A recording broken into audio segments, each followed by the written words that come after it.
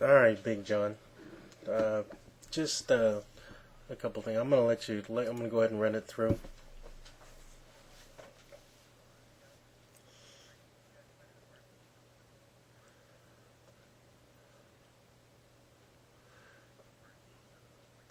One good thing I see is you really don't have a lot of movement up top. People have a tendency where their head will shift up and down and all around, where pretty much the only thing that moves is your arm, and your follow through is pretty smooth. There's a little hitch in your backswing. The only thing I can see is, for one, we may want to sit there. I think that the ball may be should be raised a little bit more, and you may want to. Your hips and shoulders are open a little bit. I would open them up a little bit more, okay, and then your first step.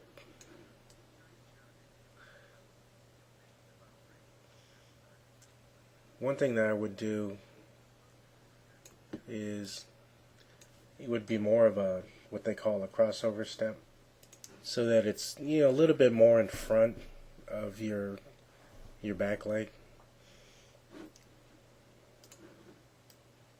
Okay. And we'd want the reason why I would hold the ball a little bit higher, because then we could generate a little bit faster swing. And I know your shoulders is a problem, but right here is really all the shoulder that you need, because your arms are like mine, they're shorter. What we need to do, if you actually just swivel your shoulders where your left arm, or your right arm as a left-hander, is more pointing in front of you, and with your thumb down, that would actually raise your backswing enough, and it wouldn't cause any more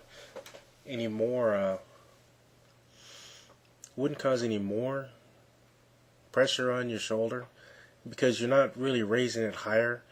You're just repositioning your shoulders so that you can get a better position to release the ball. Because what we really want to do is get your hand more on top of the ball in your backswing. And what happens if you go ahead and rotate your shoulders just a touch, you'll be able to get your hand on top of the ball. With a higher backswing, it causes you a little bit better pace. And what I'd like you to do, instead of stepping, is you don't really have to slide, but just kind of, instead of stepping, just kind of slide your foot. You don't have to really slide. Instead of taking that step, just kind of shuffle your feet. Okay? So you can get there with your leg, your knee bent just a little bit. It doesn't have to bend a lot, because I know that you have bad knees. But what it'll do is you'll be able to get a little bit lower to the floor, and you might actually be able to get a little bit closer. But as you can see, your hand is coming around the ball right there. Okay, what we want to do is keep it behind the ball till right about here. Okay, want your hand to be more back there. Okay, that way when you get to the bottom, you can really rotate around it and cause even more rotation without even trying. Okay, and what we also got to get you to do is, from here, get your hips down a little bit, okay, instead of being a little further up. Because if you can stay down, keep your knee bent like this here, okay, and then slide forward, you can stay behind it and just let your shoulder stay back You want your shoulders to naturally roll forward, okay? And just that little split second of you staying behind the ball, you're actually going to get the ball to spin a little bit faster. And I'll show you in another video. But actually, you have a lot to work with. You can score now. I mean, that's not a problem.